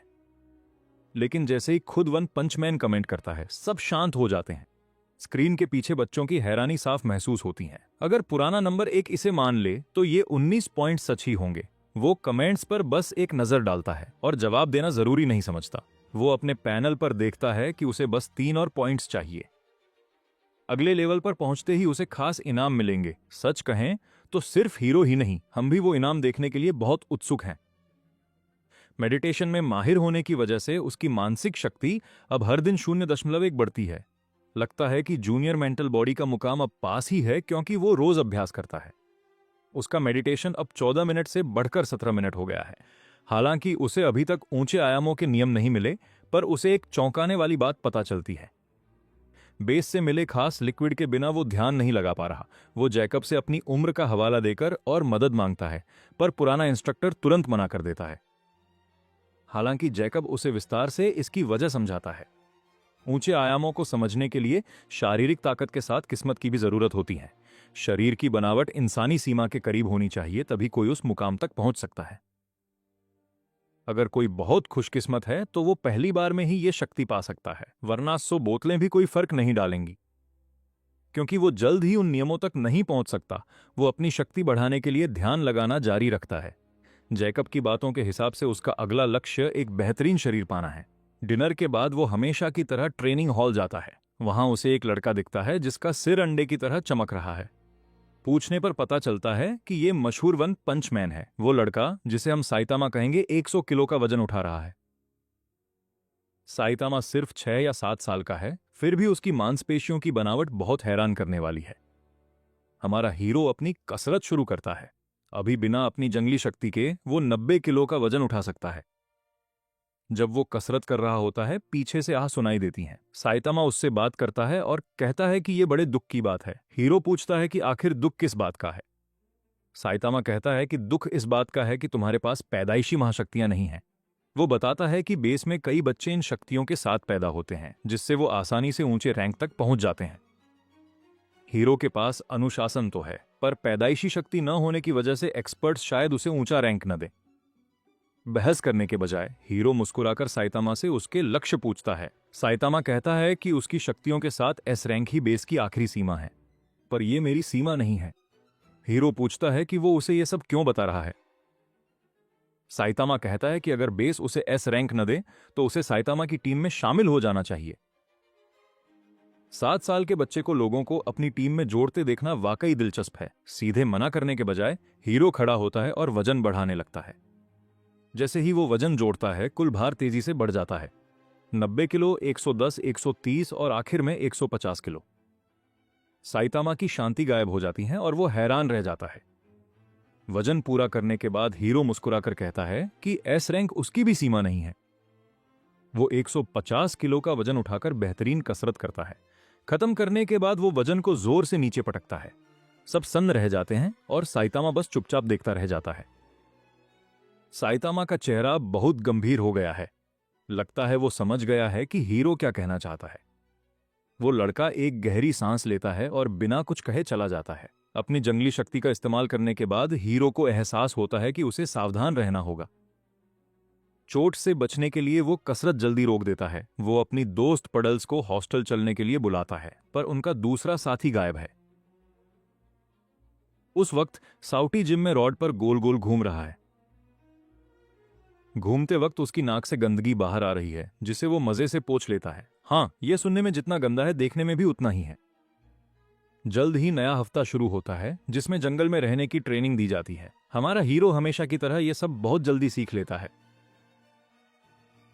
वो कई नई चीजें सीखता है, पर उसका नया लेवल अभी नहीं खुला। उसे चिंता नहीं है, क्योंकि उसका असली लक्ष्य शरीर को और मजबूत बनाना है। वो फिलहाल सब कुछ कुदरती तौर पर होने देता है और जल्द ही सब कुछ सही हो जाता है।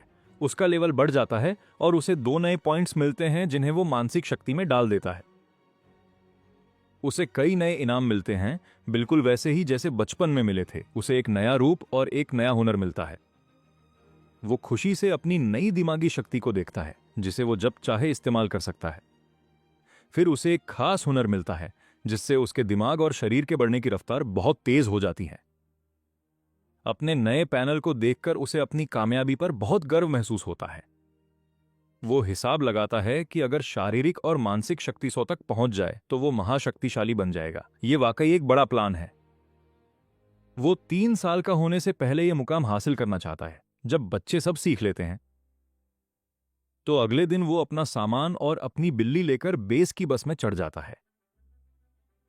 एक जादुई दरवाजे से गुजरने के बाद उन्हें नीला आसमान, सफेद बादल और 3 सूरज दिखाई देते हैं, जहां बैंगनी घास हवा में लहरा रही है। अब वो एक बड़े मैदान के बीच खड़े हैं। पुराने इंस्ट्रक्टर जैकब उनसे बात करते हैं। वो उन्हें याद दिलाते हैं कि यहां 1 महीने तक रहकर कीमती चीजें ढूंढनी हैं और उन्हें वापस लाना है। अगर किसी को चोट लगी या जान का खतरा हुआ तो इंस्ट्रक्टर बचा लेंगे, लेकिन इसका मतलब होगा कि वो हार गए। अब बच्चे अपनी मर्जी से अकेले या टीम बनाकर जा सकते हैं। नियम समझते ही बच्चे हर तरफ फैल जाते हैं। हमारा हीरो अपनी बेहतरीन शारीरिक शक्ति के साथ तेजी से निकल पड़ता है। अपनी बिल्ली के साथ वो दूर एक जंगल की तरफ बढ़ता है। आधे रास्ते में उसे पीछे से एक जानी पहचानी आवाज रुकने के लिए चिल्लाती हुई सुनाई देती है। लगता है वो इस सफर में अकेला नहीं रहेगा। ट्रेनिंग के दौरान हीरो बहुत आगे निकल गया था, जबकि पडल्स को मामूली औजार चलाने में भी मुश्किल हो रही थी। क्योंकि वो थोड़ी अनाड़ी है, उसने तय किया है कि हीरो के साथ रहना ही उसके बचने का सबसे अच्छा तरीका है। वो उसे हंसते हुए पास आते देखता है। जंगल की तरफ भागते हुए अचानक पडल्स डर के मारे चिल्लाने लगती हैं। इस आवाज से बिल्ली डर जाती हैं और हीरो को लगता है कि उन पर हमला हुआ है। पर पडल्स बस इंटरनेट ना होने की वजह से दुखी है। उसे आज एक गेम खेलना था। खतरे के बीच गेम खेलने की ऐसी लगन वाकई हैरान करने वाली है। बिल्ली भी उसे अचरज से देखती है। दोनों उसे तब तक घूरते हैं जब तक उसे शर्म नहीं आ जाती और वो टैबलेट रख नहीं देती। हीरो को लगता है कि ये साथी भरोसेमंद नहीं है, इसलिए वो अलग होने की बात करता है और कहता है कि वो उसे पीछे छोड़ देगा। पडल्स घबरा जाती है और कहती है कि वो मछलियां पकड़ने में माहिर है। हीरो अनजान बनकर पूछता है कि उसका क्या मतलब है। वो समझाती है कि इसके लिए पानी में कुछ डालना पड़ता है। वो दावा करती है कि उसका तरीका सबसे असरदार है। हीरो ये सुनकर थोड़ा उत्सुक हो जाता है और तरीका पूछता है। पडल्स मुस्कुराकर कहती है कि जब भी वो पानी में पेशाब करती है, सारी मछलियां पागलों की तरह वहां आ जाती हैं। ये अजीब बात सुनकर हीरो का सिर चकराने लगता है। वो फिर मना करता है और कहता है कि वो एक दूसरे के लिए सही नहीं है। पर पडल्स हार मानने को तैयार नहीं है। वो बताती है कि वो साथ में एक कुत्ता भी लाई है। तभी हीरो देखता है कि एक सुनहरा कुत्ता हांफते हुए पीछे से आ रहा है। ये पानी में बहुत तेज तैरता है। पडल्स कहती है कि उसके भाई ने बताया था कि यहां कोई बड़ा खतरा नहीं है। उसका भाई पिछले साल यहां आया था और उसे रैंक मिला था। हीरो इस बारे में सोचता है। ये समझकर कि पडल्स के पास काम की जानकारी है, वो उसे साथ ले लेता है। अब दोनों घने जंगल की तरफ निकल पड़ते हैं। जंगल में घुसते ही उन्हें एक छोटा जंगली सुअर दिखता है। पडल्स तुरंत चिल्लाकर उसे सावधान करती है। वो कहती है कि ये सुअर बहुत चालाक होते हैं और इन्हें कम नहीं समझना चाहिए। वो उसे पकड़ने की जिद करती है। हीरो पडल्स और कुत्ते को नजर रखने को कहता है और चाकू लेकर पीछे भागता है। कुछ ही देर में सुअर मर जाता है और पडल्स चैन की सांस लेती है। वो बताती है कि ये जानवर सोते हुए हमला करते हैं और बहुत दर्दनाक चोट पहुंचाते हैं। हीरो को लगता है कि ये मांस 2-3 दिन चलेगा। रात होने पर वो आग जलाकर बैठते हैं और पालतू जानवर पहरा देते हैं। जल्द ही वो सो जाते हैं, पर आधी रात को हीरो को कुछ अजीब महसूस होता है। उसके चेहरे पर खुजली होती है और आंख खोलने पर बिल्ली उसे चाट रही होती है। वो समझ जाता है कि कोई उनका मांस चुरा रहा है। हीरो पडल्स को चुप रहने का इशारा करता है और उसे जगाता है। वो उसे सब समझाता है। वो सब दबे पांव उस पेड़ की तरफ जाते हैं जहां मांस टंगा है। उन्हें कोई पेड़ पर चढ़ता हुआ दिखता है। पडल्स पत्थर उठाती है, पर हीरो उसे रोकता है। वो अपनी टॉर्च जलाता है। रोशनी में एक छोटी लड़की दिखती है जो बहुत सफाई से पेड़ पर चढ़ रही है। अचानक रोशनी पड़ने पर वो लड़की रुक जाती है और नीचे देखकर अजीब सी मुस्कान देती है। तुमने मुझे ढूंढ लिया, वो बस इतना ही कहती है। डेरे पर वापस आकर पडल्स उस चोर लड़की को गुस्से से घूरती है। लड़की ने भागने की कोशिश की थी, पर पडल्स ने उसे पकड़ लिया। पडल्स पूछती है कि वो उनका खाना क्यों चुरा रही है। लड़की मुस्कुराती रही, जिससे पुडल्स और चिढ़ गई क्योंकि उसके पास अपना कोई मांस नहीं था। लड़की ने शर्म से सिर झुकाकर सच स्वीकार कर लिया। इतना सीधा जवाब सुनकर पुडल्स दंग रह गई। आग की रोशनी में हमारे हीरो ने आखिरकार उस लड़की को पहचान लिया। उसका नाम क्लोई है और वो उन होनहार छात्रों में से है जो हमेशा टॉप 5 में रहते हैं। हमारा हीरो शांति से उसे उसके किए का नुकसान बताता है। उसने उनकी नींद खराब की और उसकी टॉर्च की कीमती बैटरी भी बेकार करवाई। क्लोई सिर हिलाती है और अपनी हथेलियां खोलकर आंखें बंद कर लेती है और उन्हें उसे मारने के लिए कहती है। पुडल्स हैरान होकर पूछती है कि वो ऐसा क्यों करेंगे। क्लोई हैरान दिखती है और कहती है कि चोरी करते पकड़े जाने पर लोग आमतौर पर मार ही खाते हैं, मगर हमारे हीरो का इरादा कुछ और ही है। वो उससे कहता है कि उसे इस नुकसान की भरपाई करनी होगी। वो सुझाव देता है कि वो या तो अपनी कोई कीमती चीज दे दे या फिर अपनी घास से बनी ये चादर दे दे। क्लोई अपनी चादर को और जोर से लपेट लेती है। उसके पास वाकई कोई कीमती चीज नहीं है। वो पूछती है कि क्या जानकारी को भरपाई माना जा सकता है। हमारा हीरो सिर हिलाकर उसे बोलने का इशारा करता है। क्लोई अपना दिन बताने लगती है कि कैसे ग्रुप के अलग होने के बाद वो जंगल में काफी अंदर तक चली गई थी। वहां जंगल के बीचों बीच उसे कुछ मिला। उसे एक गुफा मिली, पर तभी अचानक कुछ ग्लूम भेड़ियों ने उस पर हमला कर दिया। वो तेज पंजों वाले खूंखार जीव थे। घाटी से भागते हुए उसने अपना बैग खो दिया और अनजान रास्तों की वजह से वो पकड़ी ही जाने वाली थी। लेकिन तभी कुछ अजीब हुआ। घाटी की गहराइयों में एक करीब 2 मीटर लंबा साया दिखाई दिया और उसके साथ ही जोरदार गर्जने की आवाज हुई। उसे सुनते ही भेड़िए अपना शिकार छोड़ डर के मारे भाग गए। वहां से बच निकलने के बाद वो थक गई थी और बहुत भूखी भी थी। तभी क्लोई को पेड़ पर लटकता हुआ मांस दिखा और उसने चोरी करने का फैसला किया। ये सुनकर और पुडल्स की बातों को जोड़कर हमारे हीरो को शक होता है कि वो साया कुछ खास है। जैसे ही वो उसकी कहानी परखने की तैयारी करता है, पुडल्स गंभीर होकर आगे आती हैं। वो दावा करती है कि उसके पास क्लोई का झूठ पकड़ने का एक तरीका है। वो लड़की के सामने खड़ी होती है और उसे पूरी कहानी पीछे से सुनाने का आदेश देती है। शुरुआत उस पल से जब उसने मांस चुराने की कोशिश की थी। क्लोई उलझन में है, पर वो मान जाती है और सारी घटनाओं को उल्टे क्रम में सुनाती है। सुनने के बाद पुडल्स हीरो को एक तरफ ले जाती है और धीरे से कहती है कि कहानी शायद सच है। वो समझाती है कि लोग आमतौर पर कहानी सीधी सुनाते हैं और उसे उल्टा बताने में अक्सर जुबान लड़खड़ा जाती है। हमारा हीरो इससे प्रभावित होता है और पुडल्स बताती है कि उसने ये तरकीब अपने पिता से सीखी है। पुडल्स बताती हैं कि एक बार जब उसकी माँ सफर से लौटी तो उन्होंने उससे पूरा दिन उल्टा सुनाने को कहा ताकि वो पढ़ाई का सबूत दे सके। हीरो पूछता है कि फिर क्या हुआ। पुडल्स मानती है कि उसे डांट पड़ी थी। वापस लड़की के पास जाकर वो बोलता है। वो उससे कहता है कि वो जा सकती है, जिस पर वो सिर हिलाती है, पर उसकी नजर बेरी से भरे बर्तन पर ही टिकी रहती है और तभी उसके पेट से जोरदार गुड़गुड़ाहट की आवाज आती है। उसके हालात के बारे में जानकर उसे एहसास होता है कि उसकी लड़ने की काबिलियत शायद पुडल्स से कहीं बेहतर है। उसे लगता है कि वो उस गुफा की जांच के लिए उसका साथ ले सकता है। ये सोचकर वो मुट्ठी भर बेरी उसे देता है और कहता है कि उसकी जानकारी एक वक्त के खाने के लिए काफी थी। क्लोई की आंखें चमक उठती हैं और वो उन्हें फौरन गटक जाती है।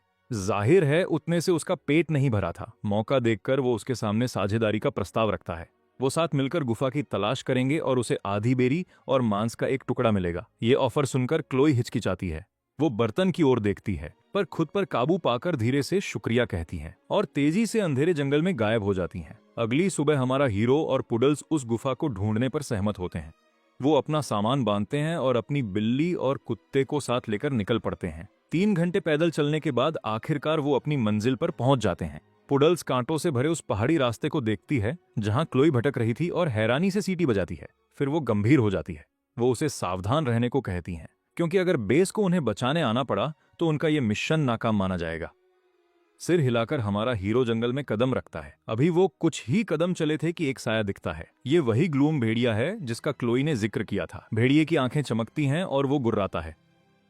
वो पुडल्स को पीछे रहने का इशारा करता है और अपनी चाकू निकालकर उस पर हमला कर देता है। भेड़िया इतने छोटे जीव को देख दंग रह जाता है कि वो उस पर हमला करने की हिम्मत कर सकता है। वो अपने दांत दिखाते हुए जोर से दहाड़ता है और छलांग लगाता है। सच तो ये है कि किसी जंगली जानवर से लड़ना रिंग के मुकाबले कहीं ज्यादा डरावना होता है। वो खुद को संभालता है और अपने पालतू कुत्ते के साथ मिलकर तालमेल बिठाता है। वो भेड़िए को घेर लेते हैं और उसकी ताकत को परखते हैं। कुत्ता लगातार भेड़िए का ध्यान भटकाता रहता है और 2 मिनट बाद हमारे हीरो को सही मौका मिल जाता है। वो फौरन अपना बीस्ट मोड सक्रिय करता है और आगे बढ़कर भेड़िए के पेट में चाकू घोंप देता है। चाकू आर पार हो जाता है और सही वक्त पर किए गए वार से भेड़िए को गहरा जख्म पहुंचता है। भेड़िया कराहता है और धीरे से जमीन पर गिर जाता है। पहली जीत से उनका हौसला बढ़ जाता है। थोड़ा आराम करने के बाद वो आगे बढ़ते हैं। क्लोई के बताए रास्ते पर आधे घंटे चलने के बाद उन्हें एक छिपी हुई गुफा मिलती है, पर उनके सामने का नजारा खौफनाक है। वहां 30 से ज्यादा ग्लूम भेड़िए इकट्ठा हैं। ये देखकर पुडल्स के पैर कांपने लगते हैं। वो वहां से चुपचाप निकल जाने का सुझाव देती है। वो सिर हिलाता है और दबे पांव पीछे हटने की तैयारी करता है, लेकिन तभी गुफा की गहराइयों से एक नीली रोशनी चमकती है। उसके बाद किसी विशाल चीज के चलने जैसी भारी आवाज आती है, जिसे सुनकर भेड़ियों में भगदड़ मच जाती है। हमारा हीरो आंखें सिकोड़ कर देखता है और उसे वही दिखता है जैसा क्लोई ने बताया था, एक विशाल रोबोट। ये एक सी सीरीज नैनी बॉट है। उसकी मशीनी आवाज कहती है कि वो तैयार है। कई नाकाम कोशिशों के बाद भेड़ियों को एहसास होता है कि वो अंदर नहीं जा सकते और वो पीछे हटने लगते हैं, बल्कि वो मुड़कर भारी आवाज के साथ वापस अंदर चला जाता है। सुरक्षित दूरी पर पहुंचकर पुडल्स आगे की योजना पूछती है। वो जिद करता है कि उन्हें अंदर जाना ही होगा। आखिरकार वो यहाँ साहसिक सफर पर आए हैं, खुदकुशी करने नहीं। चूंकि यहाँ बहुत सारे भेड़िए हैं, इसलिए वो जाल बिछाकर उन्हें एक एक करके खत्म करने का फैसला करते हैं। जब वो जाल बनाने का सामान और साथी ढूंढ रहे होते हैं, तभी उन्हें पास में बहस सुनाई देती है। एक आवाज बिना चारे के मछली पकड़ने की शेखी बघार रही है, जबकि दूसरी नाच गाने की बातें कर रही है। उन जानी पहचानी आवाजों को सुनकर हीरो मुस्कुराए बिना नहीं रह पाता। ऐसा लगता है कि मदद खुद उनके दरवाजे पर आ गई है। अगले 5-6 दिनों में सब कुछ योजना के अनुसार होता है। वो धीरे धीरे उन 40 भेड़ियों के झुंड को कम करते जाते हैं। अब उन बचे हुए जानवरों को अपनी गलती का एहसास होता है। इसके बाद वो पूरा ग्रुप मिलकर घाटी से बाहर आता है और रास्ते में आने वाले भेड़ियों का सफाया कर देता है। कुछ ही पलों बाद वो चारों सावधानी से गुफा के पास पहुंचते हैं, जब वही भारी कदमों की आवाज फिर से सुनाई देती है।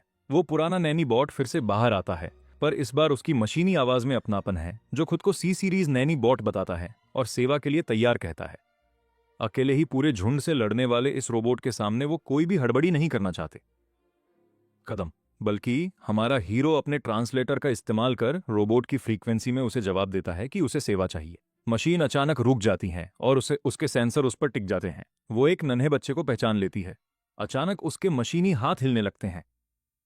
उसके हाथ दूसरों को भगाने के लिए उठते हैं, पर साथ ही उसे गोद में लेने के लिए भी आगे बढ़ते हैं। कुछ मिनटों तक इस खींचतान के बाद बिजली कड़कने जैसी आवाज आती है। आंखों की रोशनी बुझने लगती है। वो पूरी तरह से बंद होकर शांत खड़ा हो जाता है। ऐसा लगता है कि रोबोट के लिए भी फैसला न ले पाना सिस्टम को ठप कर सकता है। शांति का फायदा उठाकर वो सावधानी से आगे बढ़ता है, पर मशीन कोई हरकत नहीं करती। ये देखकर पुडल्स खुश हो जाती है और उस लोहे के दैत्य के पास से निकल जाती हैं। ग्रुप अपनी टॉर्च जलाता है और उन्हें 2 खुले दरवाजों के पीछे एक छोटा सा ठिकाना मिलता है। वहां उन्हें एक पुरुष और एक महिला के अवशेष मिलते हैं।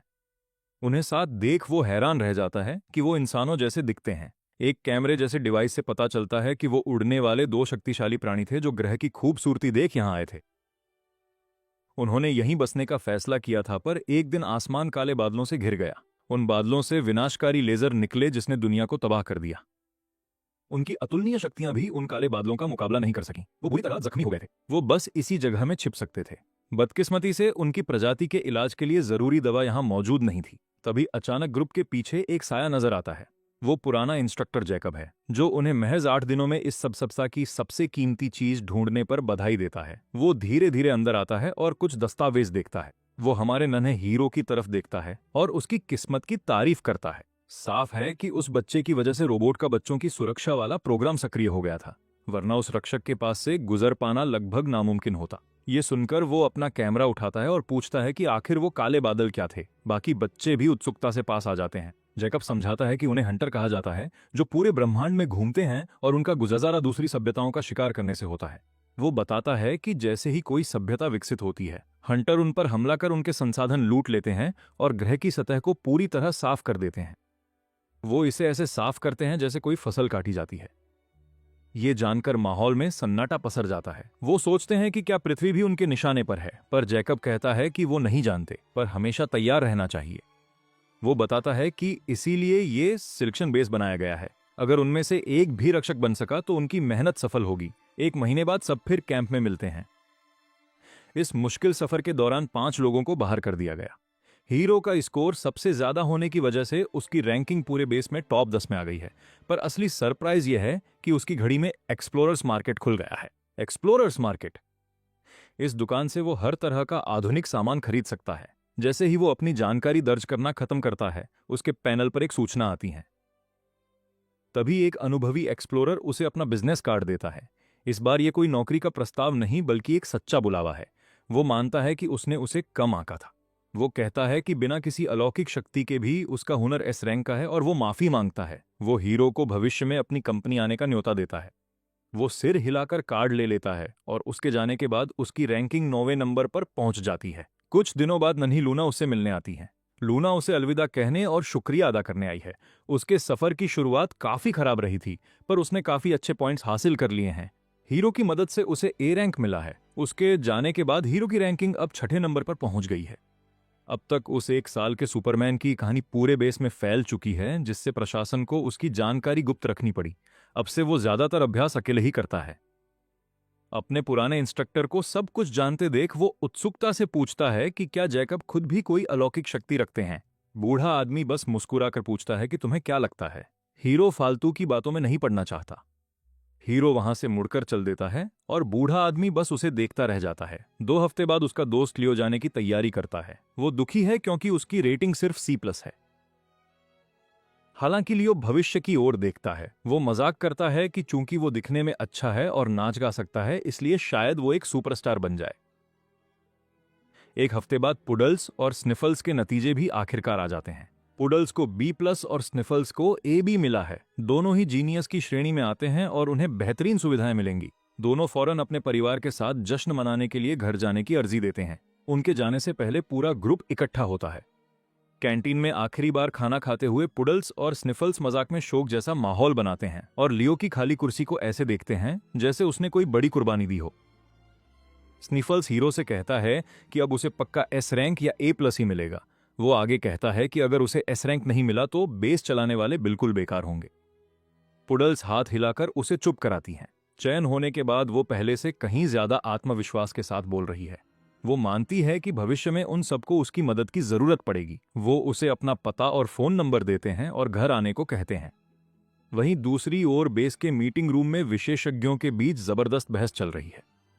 पिछले 15 सालों में ऐसा एक भी S रैंक उम्मीदवार नहीं आया जिसके पास कोई शक्ति न हो। एक अधिकारी का तर्क है कि शक्तियों के बिना यहां काफी अनिश्चितता है।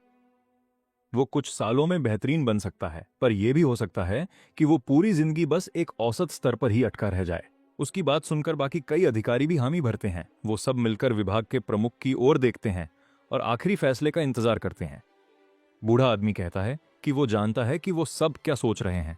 सालों पहले उन्होंने बड़ी उम्मीदों से S रैंक दिए थे, पर उनमें से कई उम्मीदों पर खरे नहीं उतरे। वो उन पर इल्जाम लगाता है कि वो अपनी जिम्मेदारी से बचने के लिए जरूरत से ज्यादा सतर्क हो रहे हैं। माना कि सावधानी जरूरी है, पर तभी बूढ़े आदमी की आवाज सख्त हो जाती है। वो पूछता है कि क्या वो उन चुनिंदा S रैंक सीट्स को ऊंचे घरानों के बच्चों के लिए बचाना चाहते हैं, ताकि वो उन पर एहसान कर सकें और आम घर के बच्चों के प्रति जरूरत से ज्यादा सख्त रवैया अपना रहे हैं। ये सुनकर उन अधिकारियों के चेहरे पीले पड़ जाते हैं और वो तुरंत सफाई देते हैं कि उनका ऐसा कोई गलत इरादा नहीं है। बुजुर्ग संतुष्ट होकर दोबारा रेटिंग की ओर मुड़ते हैं। वो कहते हैं कि वे सिर्फ साधारण सुपरनैचुरल्स को नहीं बल्कि अपनी सभ्यता की रक्षा के लिए सबसे बेहतरीन योद्धा तैयार कर रहे हैं। उनका दावा है कि उन्होंने 1 साल के बच्चे में वो काबिलियत देखी है। उम्मीदों पर खरा न उतरने का जोखिम तो है, पर वो इस मौके के लिए 10 गुना ज्यादा जोखिम उठाने को तैयार हैं। तभी एक स्टाफ मेंबर वोटिंग शुरू करने का इशारा करता है। क्या कैंडिडेट मार्कस को जीनियस प्रोग्राम के तहत एस रैंक दी जानी चाहिए? सबसे पहले वो बुजुर्ग हाथ उठाते हैं और फिर टेबल के आखिरी छोर पर बैठे डॉक्टर शोएन भी उनका साथ देते हैं। सीनियर लीडर को जोखिम उठाते देख ज्यादातर एक्सपर्ट्स भी पक्ष में वोट देते हैं। इसके तुरंत बाद कॉन्फ्रेंस रूम से आधिकारिक नतीजे बाहर आ जाते हैं। मार्क्स अब नेशनल जीनियस प्रोग्राम का 28वां एस रैंक होल्डर है। डॉक्टर शोएन से खबर सुनकर उसे हैरानी नहीं हुई, पर उसकी मां की खुशी का ठिकाना नहीं था। पिछले कुछ दिनों में उन्होंने जान लिया था कि अलग अलग रैंक्स के बीच सुविधाओं में बड़ा अंतर होता है। अब उनका बेटा एस रैंक है, यानी वो देश की अमानत बन चुका है। एस रैंक का अपना लक्ष्य पाने के बाद वो फैसला करता है कि अब घर लौटने का वक्त आ गया है। तभी डॉक्टर शोएन उसकी घड़ी पर एक कोड भेजते हैं और समझाते हैं कि अब उस पर national gifted children protection act लागू होता है और ये कोड उसका प्रोटेक्शन सीक्वेंस नंबर है। अगर वो कभी मुसीबत में पड़ता है तो उसे बस अधिकारियों को ये नंबर बताना होगा और उसे तुरंत मदद मिल जाएगी। यही नहीं, सुपर नेचुरल गार्डियंस 24 घंटे उसकी करीब से सुरक्षा करेंगे। यह सुनकर मार्कस बार बार सिर हिलाता है। उसे सुरक्षा का ये स्तर काफी पसंद आता है। सच कहें तो ये बहुत अच्छा एहसास है। फिर वो डॉक्टर से पूछता है कि $1 करोड़ की सब्सिडी कब आएगी। डॉक्टर भरोसा दिलाते हैं कि उसका हक कोई नहीं मार सकता और फिर सारा को कागजात सौंप देते हैं। ये सब्सिडी उसे ऑनलाइन मॉल अकाउंट के जरिए मिलेगी, बस उसे रसीदें संभाल कर रखनी होंगी। अब जबकि पैसा और सुरक्षा दोनों तय हो गए हैं तो हमारे हीरो के पास बस एक आखिरी सवाल है। वो बड़ी उम्मीद के साथ पूछता है कि क्या कोई सुपर नेचुरल बीइंग उसका मेंटर बनेगा। इस पर डॉक्टर शोएन के चेहरे के भाव थोड़े अजीब हो जाते हैं। उन्हें याद आता है कि एक सीनियर ने सारे नियम कायदे ताक पर रख दिए ताकि वो खुद मेंटर बन सके। मुस्कुराते हुए डॉक्टर कहते हैं कि फैसला लगभग हो चुका है और उसे जल्द ही खबर मिल जाएगी। जीनियस प्रोग्राम के लेटर पर दस्तखत के बाद वे प्राइवेट जेट से सीधे एयरपोर्ट और फिर एक प्राइवेट कार से घर पहुंच जाते हैं। उनके पहुंचने के कुछ देर बाद ही पिता भी छुट्टी लेकर जश्न मनाने घर आ जाते हैं। वो गर्व से फूले नहीं समा रहे और उन्हें यकीन है कि उनका बेटा कुछ भी कर सकता है, इसलिए वो जश्न के लिए बियर मंगवाते हैं। शाम 5 बजे उसके पिता उसकी बहन क्लोई को स्कूल से लेने जाते हैं। तभी दरवाजा खुलता है और गंदी यूनिफॉर्म में एक लड़की अंदर आती है। वो सीधा मार्कस के पास जाकर उसे फ्रिज से पानी लाकर देती है। डिनर पर क्लोई बड़े प्यार से उसके बाउल में चिकन लेग रखती है और ट्रेनिंग के बाद उसे तौलिया और पानी देकर उसके कंधे भी सहलाती है। मार्कस संतुष्ट होकर आंखें सिकोड़ता है और अपनी इस ऊंची इज्जत का मजा लेता है। आखिरकार क्लोई का सब्र जवाब दे देता है और वो घड़ी के बारे में पूछती है। इससे पहले कि वो गुस्से में डायनासोर बने, मार्कस उसे ऐप पर घड़ी की ट्रैकिंग दिखा देता है। एक्सप्लोरर सीरीज को देखते ही क्लोई की आंखें चमक उठती हैं, क्योंकि ये सबसे महंगा और लिमिटेड एडिशन मॉडल है। अगले 2 दिन वो उसका इतना ख्याल रखती है कि सारा को भी हंसी आ जाती है। उस लड़की ने कभी अपने माता पिता की भी इतनी सेवा नहीं की थी, हालांकि भाई के प्रति उसका ये प्यार घड़ी आते ही खत्म हो जाता है। लेकिन मार्कस ये कहकर बाजी पलट देता है कि अब से घर के राशन का सारा खर्चा उसके अकाउंट से जाएगा। फिलहाल उसके एस रैंक होने की खबर बस कुछ बड़े अधिकारियों को ही है। शहर के मेयर भी उससे मिलने आते हैं और जब वो जरूरत पूछते हैं तो मार्कस अपने माता पिता और क्लोई के लिए प्राइवेट ट्रांसपोर्ट की मांग करता है और साथ ही एक सुरक्षित सरकारी कंपाउंड में एक बड़ा अपार्टमेंट भी मांगता है। उसके माता पिता हैरान रह जाते हैं क्योंकि उन्हें अब एहसास हुआ है कि उनकी जिंदगी हमेशा के लिए बदल गई है। घर शिफ्ट करते वक्त भी मार्कस अपनी रोजाना की ट्रेनिंग जारी रखता है और अपने मेंटर के नाम का इंतजार करता है। हैरानी की बात है कि इसमें पूरे 1 महीने का वक्त लग जाता है, जिससे पता चलता है कि सीनियर प्रोफेसर जैकब ने ये जिम्मेदारी ली है। यानी बेस वाला वो बुजुर्ग वाकई एक सुपरनेचुरल बीइंग है। मार्कस की घड़ी बजती है और जैकब की आवाज आती है, जो पूछते हैं कि क्या वो हैरान है। फिर वो अपने छात्र को एक छोटा सा लक्ष्य देते हैं। वो चाहते हैं कि मार्कस 4 साल में एलिट रैंक पाले। कामयाब होने पर बड़ा सरप्राइज मिलेगा और फेल होने पर वे खुद आकर उसे डांटेंगे। मार्कस का होंठ फड़कता है। उसे लगता है कि बुजुर्ग अपनी बात को लेकर गंभीर हैं, हालांकि उसके लिए यह लक्ष्य पाना कोई बड़ी बात नहीं है। जैकब कहते हैं कि स्कूल की बात एलिट रैंक पाने के बाद होगी और फिलहाल उसे बस ट्रेनिंग शेड्यूल पर ध्यान देना चाहिए। मेंटर मिलने से चीजें आसान हो गई हैं और मार्कस अच्छे मूड में फोन रख देता है। इस दौरान क्लोई हर शाम उसकी ट्रेनिंग पार्टनर बनती है। बेस जाने से पहले उसे हराने के लिए बहुत मेहनत करनी पड़ती थी, पर अब वे बराबर के हैं, जिससे क्लोई बड़बड़ाती है कि उसका भाई कोई अजूबा है, कुछ दिनों बाद जैकब का फोन आता है कि ट्रेनिंग की जगह और कोच तैयार हैं। मार्कस के पास पूरी फैसिलिटी होगी जहां उसे उपकरणों के लिए इंतजार नहीं करना होगा, और ये सब घर से महज 30 मिनट की दूरी पर है। जैकब की भेजी हुई कोच जल्द ही आ जाती है, जिसका नाम टिफनी है। मार्कस अपना बारबेल वापस रैक पर रखता है और उसे नमस्ते करने दौड़ पड़ता है। टिफनी मानसिक रूप से तैयार थी, फिर भी 100 किलो का बारबेल देखकर उसकी आंखें फटी रह जाती हैं। मार्कस को कोई एतराज नहीं होता और वे तुरंत ट्रेनिंग प्लान फाइनल कर लेते हैं।